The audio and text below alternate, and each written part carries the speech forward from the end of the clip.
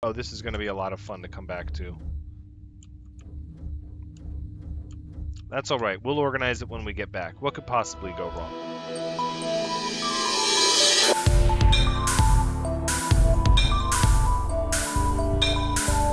Hello everyone, Thranxes here, and welcome back to Stationeers, episode 9, where, I was about to throw all this iron into the autolathe. It's not in the autolathe, don't worry.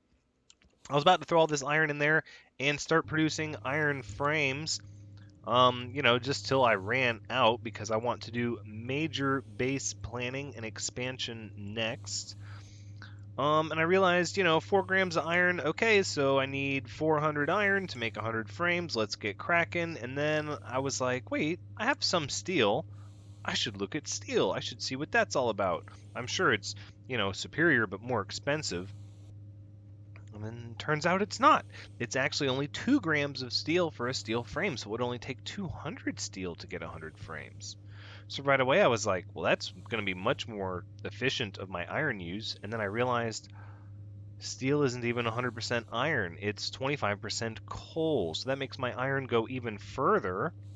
And then I looked at steel sheets, same thing. It's half as much. An iron sheet is 1 gram of iron. So that means everything needs to be steel. So what I've done is I've gathered up a bunch of coal. And I'm going to leave this steel here and its 60 gram ingots for other construction other than mass construction, but instead we're going to make some really big ingots of steel using 150 iron and 50 coal, and we're just going to maintain the pressure and temperature to hopefully get through it all. So we might as well go ahead and start making this room suitable for furnacing. Ooh, watch that pressure change. It'll get you. And, yeah, I'll bring you back when we're making some frames.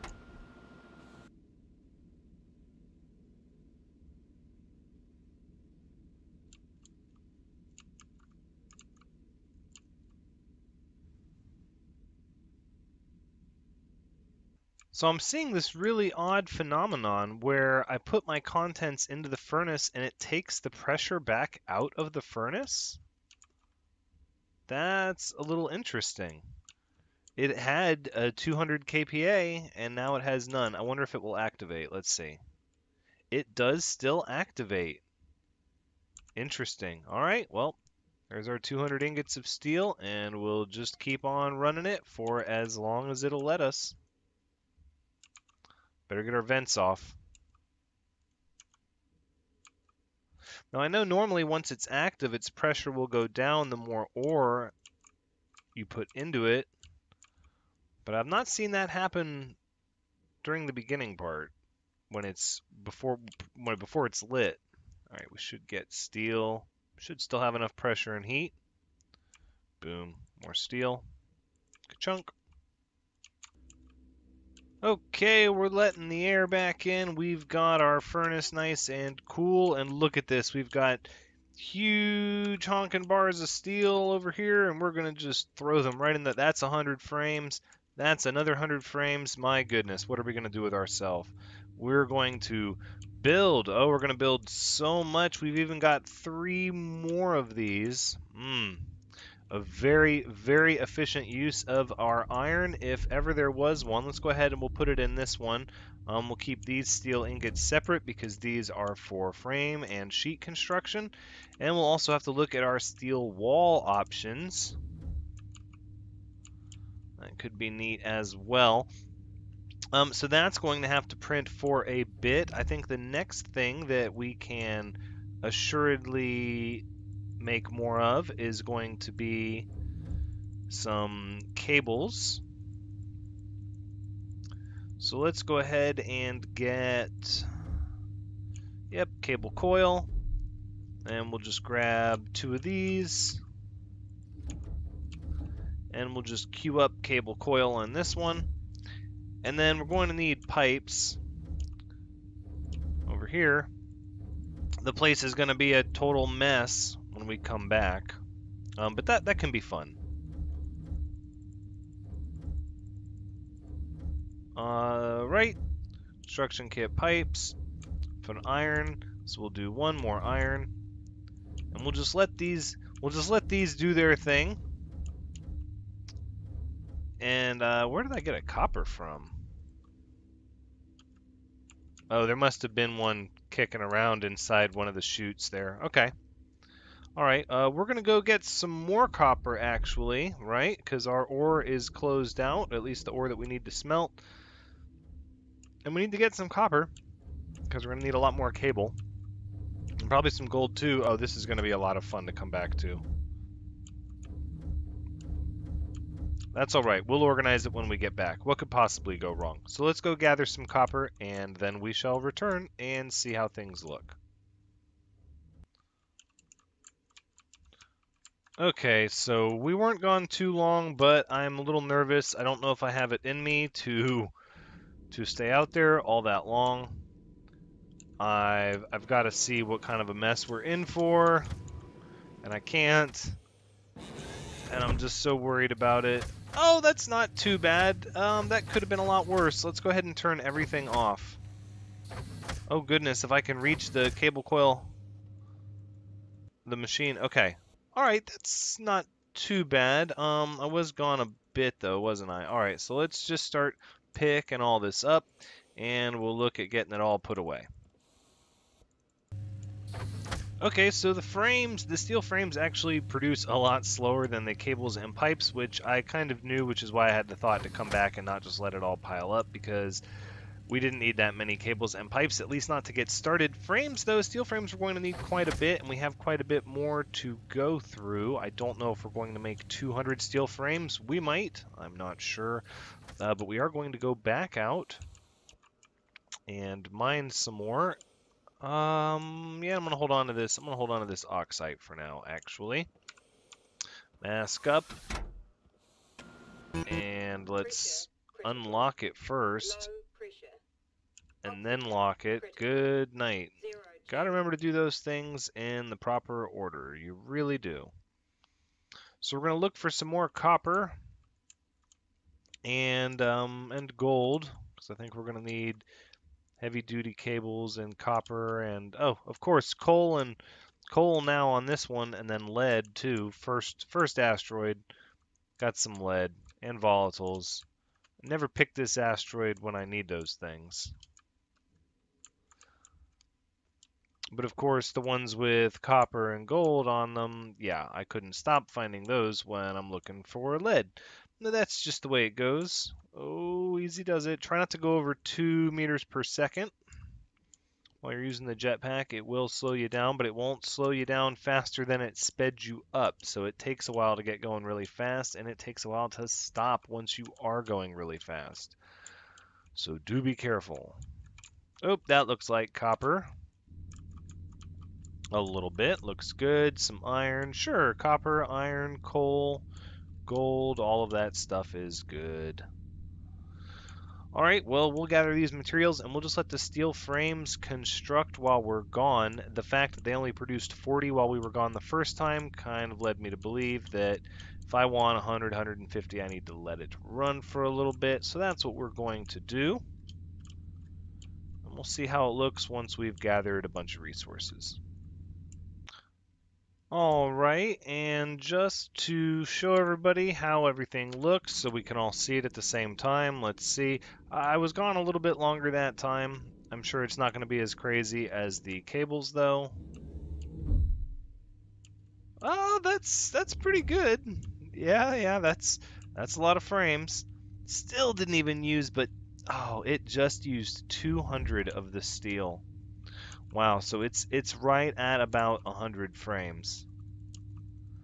That's probably good to start with. I think from here what I might do is actually make a stacker, try to get these all into, well, I guess that's the question. That's the thing I don't really know because I haven't messed with the stacker much, is if it can push items past their natural stack limit.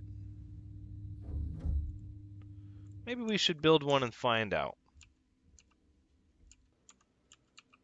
So I'm going to go ahead and mess with a stacker for a bit, see what kind of a benefit it gives, if any. That's not 100, that's 107, okay. And then I think what we'll do, actually, ooh, wait, there's one, and we got a cable coil in there, it looks like. Okay. Interesting. Anything bounce around over here? No. Okay, so I'll mess around with the stacker, and I'm also going to go ahead and get some steel frames going. Nope, nope, I misspoke. Steel sheets. We need steel sheets. And so we'll figure out what's going on with all that, and then we'll be back again.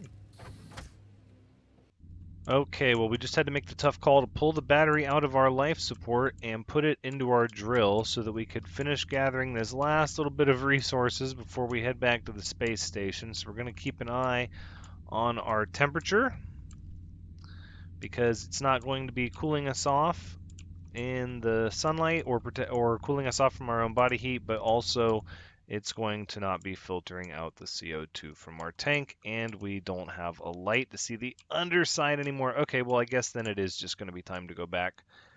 That's an easy call to make. I did not find much copper, but I did get a lot of coal, which is hard to pass up now, given how important I have come to understand it to be. Let's go ahead and get our mask open as soon as we can.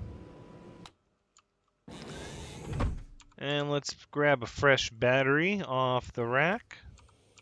There we go. Oh my goodness. Oh, the steel frames. Or the steel sheets. Oh, I just want to, If we were to have some kind of a pressure issue right now, whoo, it would be like a frag grenade. Nope, nope, hold on. I'm close. Cancel. Oh, with one gram of steel left. Okay, you can make 2 more. There you go. That's enough.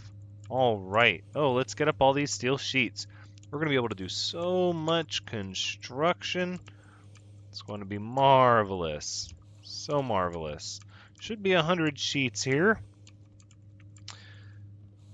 And we're going to get them all gathered together, and no, there is absolutely more than 100. There is going to be 200, because we used 100 grams of steel. That's right, that's good, because we're going to need 2 sheets per frame that we want to weld close anyways, so we're going to need more sheets than frames, which is actually pretty normal. And so let's get planning out what everything's going to look like. Alright, so I've been doing a lot of planning and thinking. Looking around at all of my options outside, I am going to demolish this eventually, or at least redo it, and this room will not stay what it is, not long term. I would like this to eventually be storage. I like these construction supplies. They let me organize for large builds, having those containers. So what we're going to do is we're going to actually cut right through this wall over here, where the solar panel console used to be, because as I'm read in the comments multiple ways, we can automate our solar panels with logic kits and then never have to worry about it again. So we're going to rewire them to do that and put a door here and build out in this direction to the first real permanent deck of the space station. So what we're going to need for that is a memory logic kit, and then we're going to need a math logic kit, a reader, and a batch writer. Now I've seen a lot of different ways. No. Switch processor.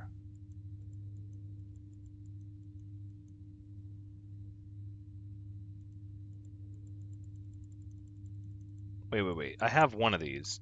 The memory is just the memory, right? No. I have an input-output over here, which is the reader and the batch writer, so I actually need 2 of those.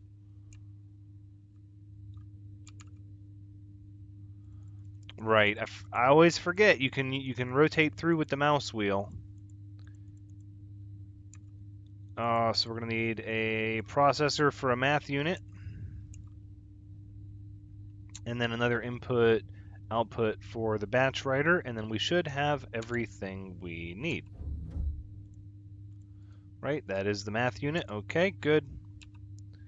And this one, the next one is another input output. All right, so I'm going to get this stuff situated, and then we're going to go outside the station and get ourselves figured out where all these frames are going to go and how we're going to set up these solar panels moving forward. We should have everything we need, including in our construction supplies. We should have a little bit of everything. Extra battery, that's for the power controller. Sheets, frames, extra cabling. Sounds good. Okay, let's get out there and get situated. All right, and in order to be compatible with my plan moving forward, we're going to have to relocate the solar panels over here. So let's keep the power and data facing one way like this. Very good. Power and data, power and data. All right. So a lot of this game is all about how efficiently you can plan moving forward, but because you don't know how things are going to be without doing a lot of research, it can be hard to plan. So then what happens is you end up in a situation where you need to do work. You need to undo some of the things that you've done and redo them in another location. And that's what we're going to do. We're going to move all this heavy cable, and we're going to reconnect the new area to the heavy cable, and then we're going to get all of our logic writers ready, because we don't even need all of this. All of this can come back and be reclaimed. Please, let me have that one. Thank you. So I still didn't have a really good idea of how to do things, and looking back at it, I still would have done the beginning differently, but we're not going to turn back now. But we can be smart moving forward. And so that's what I'm trying to do now moving forward, is to build items and structures in a way that I know they're going to last that way for a very long time. Because they're going to be part of a plan that will hopefully come together and result in as little deconstruction as possible, although I know that that is a way of life. And so I'm not going to try to kid myself and think that we'll avoid it forever, but it's not so bad once you understand the best way to do things. It can go pretty quick.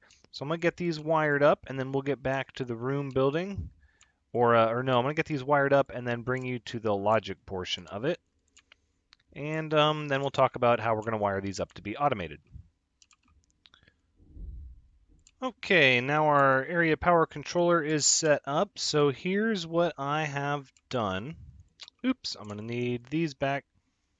So I have taken the power off the roof that was powering the lights, ran it through an area power controller, gave it a little battery backup, and then I ran it over here and fed it into, oops, or at least the intent was to feed it into, my solar panel data section, right? So all the data comes out this side, and we have power to it from here. So we need a batch writer, which we already have down. And then we're going to need a logic reader. We're also going to need a math unit. So all of these things should be able to share wires together here, which is why I did it this way. And then here we're going to need a logic reader, actually. Can I get them that close together? Would that even... I don't think so. I think I need to leave a little space sort of in between them. Right, and then we need a memory. Let's go ahead and plop one of those down, and then we need the daylight sensor, which I also have. And we're going to point that towards sunrise is the agreed upon direction. Let's go ahead and weld this frame here. Boom, just like that. And I think we'll just put the daylight sensor right Could do it here and then... See, it's on the opposite side. I should have put data and power, but then the power would have had further to go. It's 6 of one, half a dozen of the other. I think we'll just put it right here, and we'll just run the data over and down.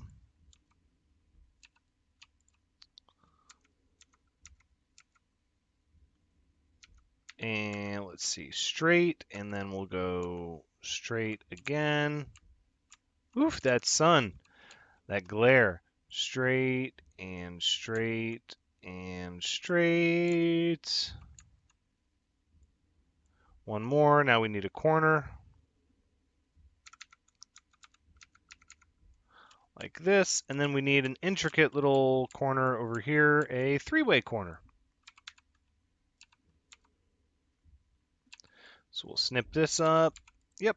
And then let's see, three-way corner. Voila, there we go. Now we have the sun angle, which it's interesting, right? No sunlight. Okay. We probably need to make this frame fully covered up. And by that, of course, I mean where the sunlight can't get through it, so we don't have any confusion with the solar angle. I don't know how much that matters. But we're going to rule it out as an issue.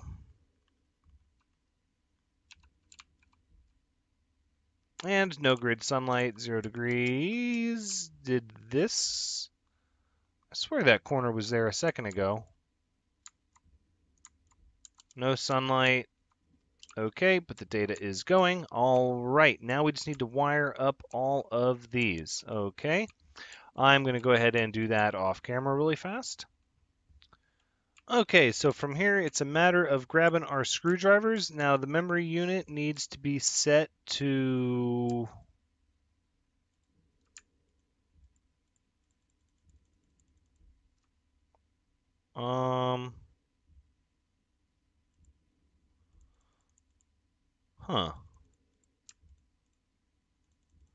Says it's supposed to be set to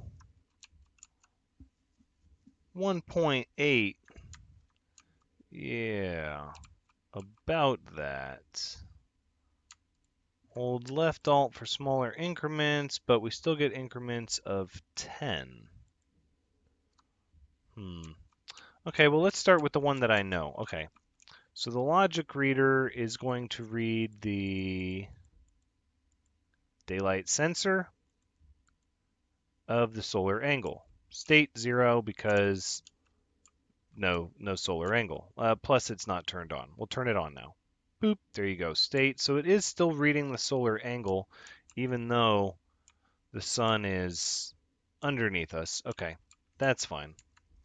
The batch writer is going to be input from the... Pretty sure it's got to be the logic math, because the math is going to take... Let's see, this is going to go out to the solar panels,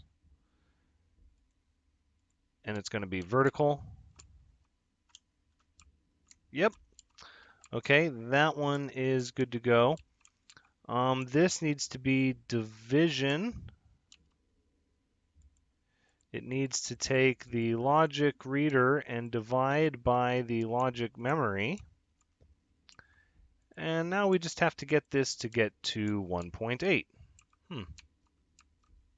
Okay, so I found the fix. This setup with the logic panels no longer works because you can't get the memory unit small enough, actually.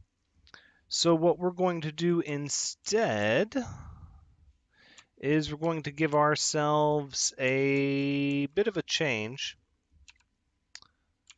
to the setup. All right, so first things first, we're going to build a math unit here. And the memory unit will actually go here now. There we are. Okay, so let's get this wired up really quick. We just need a 4-way junction here, and we need a 3-way junction here. Like that. And then we're going to need, let's see, three-way junction here at this spot, and then a corner, followed by another corner. That one's not going to intersect as cleanly. Okay, well then this just became a four-way junction. Problem solved. And that means that this curves this direction. And this is good as a normal three-way junction, if I can get the rotation right. Boom, there we go. Should be sharing the data and power everywhere to everything. Okay, so now, the fix is that we have our logic reader still reading the sensor properly. Our batch writer is doing its job. It's accepting the input from the math and telling it to command that to the vertical of the solar panels. The first math unit we're going to go ahead and say is going to input from the we have two math units now, don't we? Well, this one was set up before the other one, but this one now needs to read from... Okay, well, this one, what we'll do is we'll say, I don't think we need to label them yet. We'll say from the logic reader, or no. This one would be from the memory, take... Oh, we're going to need another memory. Oh, goodness. Okay, here we are. This is what we're looking at. So this is going to be the sensor reader. This one will be the solar writer. This one will be the angle math. This one we're going to actually call the memory math. This one will be the divisor. And this one will be the angle division. Okay, think we've got it all squared away now. So, a little bit of a workaround from the way that it always has been due to an update, but we should have it under control now. So the logic reader is going to take in from the daylight sensor, and it's going to output the solar angle. So the math unit 1, or actually let's start with the divisor. So this is actually going to be 100. So then we're going to say math unit 1 is going to take the sensor reader and the divisor, and it's going to output it to... No, wait, it's going to divide. So it's going to divide... Hold on, I've got this. Okay, so we're going to take the solar angle, and we're actually not using that yet for this one. So for the first math unit, we're going to go ahead and turn it on, and we're going to take this one, which the divisor, right? Angle division by the divisor, output. Output goes to, oh, that's what we're doing to it. So its state is 1. Its state is 0. How is its state 0? Memory unit state is 100, so that means this state would be 180. Because what we're going to do is we're going to set this memory unit to 180, divide it by 100, get our 1.8, and then boom. But I don't think it works like that, right? Because then we have to write it. So we need a writer that can write it. Let's set up the rest of this. Let's see how the rest of this is going to look. So the angle math is going to take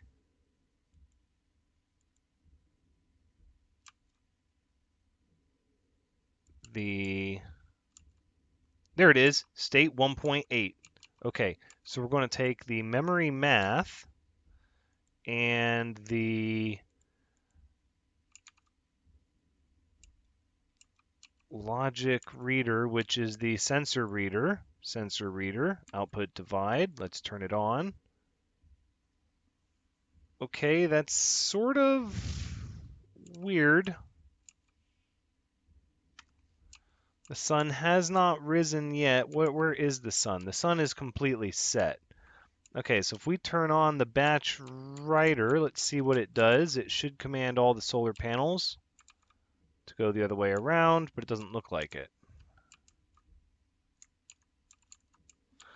I think I've got it. Let's double check our wiring here. So we've got the math unit is reporting 1.8 because it's taking the angle division and dividing it by the divisor, giving us 1.8 for our memory math. So then over here we're taking angle math and we're dividing it by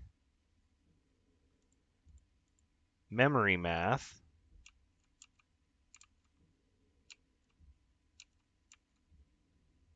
Yeah, that'll work. And that should command, nope.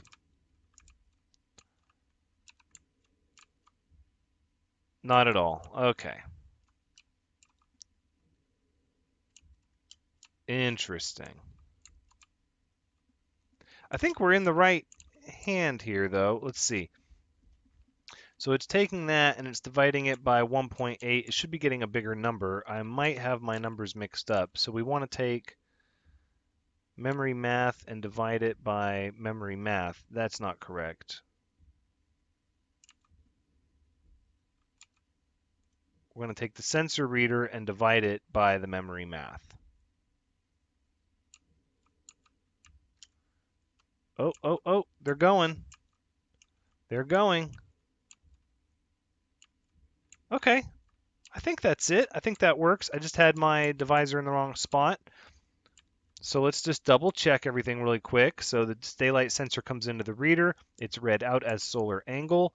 The angle division is divided by the divisor, giving us our 1.8. So memory math is the 1.8 value. So then we say sensor reader divided by memory math. Okay, and the reason the solar panels are now starting to angle away from it, right, is because as the sun goes down, these are going to move back to the other position. Because we don't have any kind of logic in place to purposefully reset them at this current state, and that's okay, because it's not going to be that necessary. We're going to be doing pretty well overall with this setup. And we can duplicate it. That's the other thing, is we can eventually come to the underside, duplicate it with another set, and we'll have solar panels that are tracking the sun as it orbits around our station non-stop without issue. That being said, that's where we're going to go ahead and wrap up the episode. So this episode became about the simple, energy cheap automation of the solar panels and not so much about the construction, but that's okay. The construction I want to do off camera for the most part. It's a little more easy to tear stuff down and spend a long time on it than feeling like I have to try to rush it and compress it into an episode. But this has been Stationeers episode 9. Thank you so much for joining me. I hope you've had a good time watching, because as always, I've had a good time playing. So come back next time as we enjoy the benefits of workless solar power, and the fact that we have 5 panels and so many batteries means we won't have to worry about energy for some time. And hopefully I will construct enough to give us some energy concerns. But until next time, take care.